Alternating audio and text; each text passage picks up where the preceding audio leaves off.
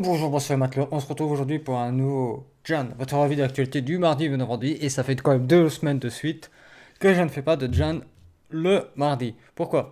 Disons que là, cette semaine, il y avait que même pas 5 news. Ça faisait même durer même pas 5 minutes. Donc c'est bien trop court. Donc j'ai préféré pas le faire. Et la semaine prochaine, il n'y en aura pas non plus mardi, car je me fais enlever une dent de sagesse. Là. Donc, je serai pas en état de parler. Voilà. Et je risque de rentrer tard, si. Voilà. Donc, je préfère. Peut-être qu'il y en aura un mercredi. Voilà. Voilà, voilà. Alors, pour ceux qui se posent la question, alors attendez que le truc capture. Voilà.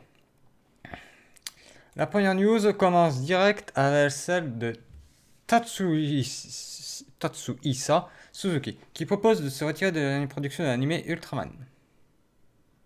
Je rappelle que l'anime Ultraman était une production financée par Netflix, donc une exclusivité Netflix. Suzuki était également chanteur dans le groupe. Ok, donc c'est un chanteur. Donc le mec propose de sortir. Ok. Donc on sait pas pourquoi il propose de sortir. Ah, c'est parce qu'il est en pause. Ok. Donc c'est pour ça qu'il propose de sortir. Il est en pause, donc il veut pas. Ok. Donc le générique ou l'ending n'en sera pas fait par lui. Ok. La news suivante. Pour ceux qui connaissent Accidents of a Bookroom, qui est licencié, si je dis pas de bêtises, chez Crunchy. Faut m'arrêter si je dis une grosse bêtise. Oui, c'est ça, dans chez Crunchyroll. Et le manga est dispo chez Ototo. On va avoir droit à une troisième saison qui est prévue pour 2022. Et plus précisément, avril 2022. Pas de jour exact, on sait juste que ce sera pour avril. Voilà. On reste toujours du côté de Crunchyroll, avec Crunchyroll qui a dévoilé l'anime de Blade Runner Black Lotus. Alors, je vais pas vous mettre l'opening, hein, je vais juste vous montrer, voilà. Ça va être fait avec de la 3D. Hein. Et s'ils font comme leur dernier animé 3D, qui est sorti, comment il s'appelle déjà Ah, j'ai plus le nom. Si c'est pareil, que c'est la même bouse que le même qu'ils ont fait, qui a détruit une licence, ça fait peur. Je vais clairement vous dire que ça fait peur. C'est pas rassurant. Surtout quand ils font des trucs en 3D. Voilà. La news suivante, c'est le studio Gohans qui attaque King's Records en justice pour l'animation de l'anime Tokyo Babylon. Vous vous rappelez, l'anime Tokyo Babylon avait été arrêté, si je me rappelle bien, parce on en a parlé, ça avait été arrêté parce qu'il y avait eu du plagiat. Et qu'ils avaient arrêté et décidé de le remettre plus tard. Et bien là, le studio attaque King's Records. En justice, mes gars.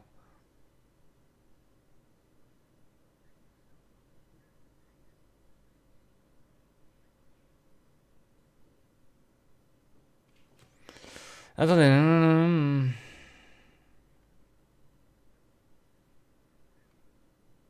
Ah oui, c'est à cause des tenues. Oui, je me rappelle, c'est à cause des tenues.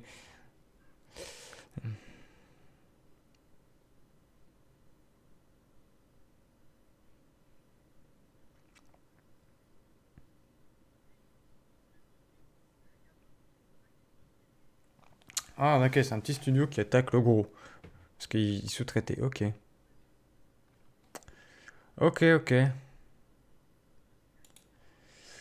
News suivante, c'est l'anime Love After World Domination qui est prévu pour 2022. Alors, pour ceux qui ne connaissent pas, c'est grosso modo le Ranger rouge qui tombe avec la fille amoureuse de- du camp d'une fille du camp ennemi. C'est un peu un Roméo avec Juliette, mais version Super Sentai. Voilà, si vous voulez. Ou Power Rangers si vous connaissez pas Super Sentai. Ça vous parlera peut-être plus.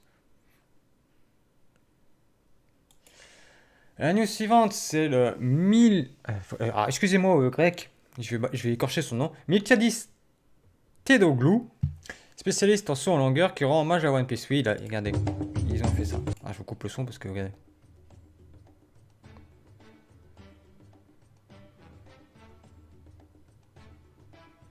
Voilà, il a rendu un hommage à One Piece.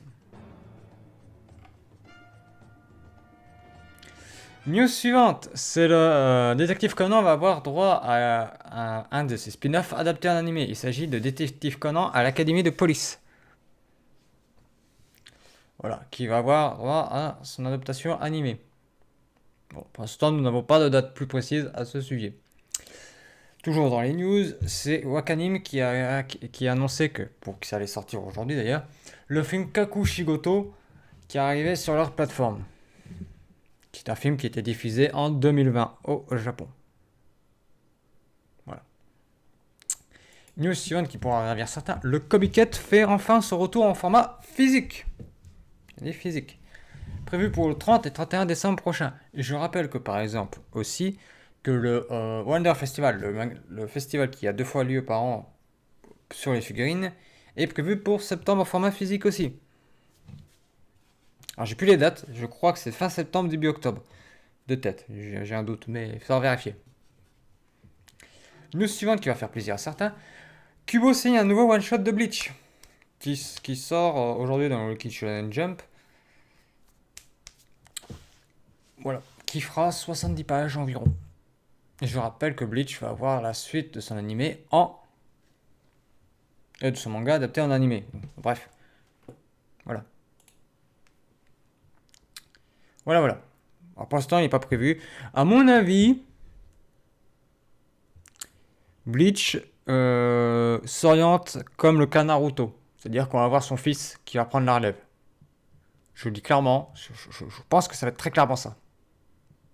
Bleach va faire une Naruto. Enfin, une Boruto si vous préférez. Mais en s'appelant Bleach. Voilà quoi.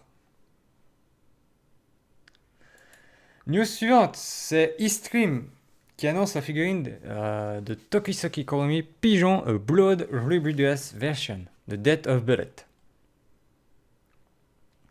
Voilà. Toujours dans les figurines. Là, c'est une figurine de Bleach de Ultra Seconda Etapa. Qui est dispo en précommande à 24 200 yens, ce qui fait entre 180 et 200 euros. Voilà. Je vous pose la question. Hein. Voilà. La news suivante, c'est la figurine de Black Lagoon pour le 20e anniversaire, Revis Scarlet Queen version. Il est disponible au précommande au prix de 18 800 yens, ce qui fait 150 euros à 170 environ. J'ai pas le convertisseur de tête, hein, donc mais voilà. Voilà. Pour l'actualité de cette semaine. Voilà. J'ai pas plus de news à ce sujet. Je vous dis à la prochaine. Bye mes matelots. Et prenez soin de vous en ce temps de pandémie.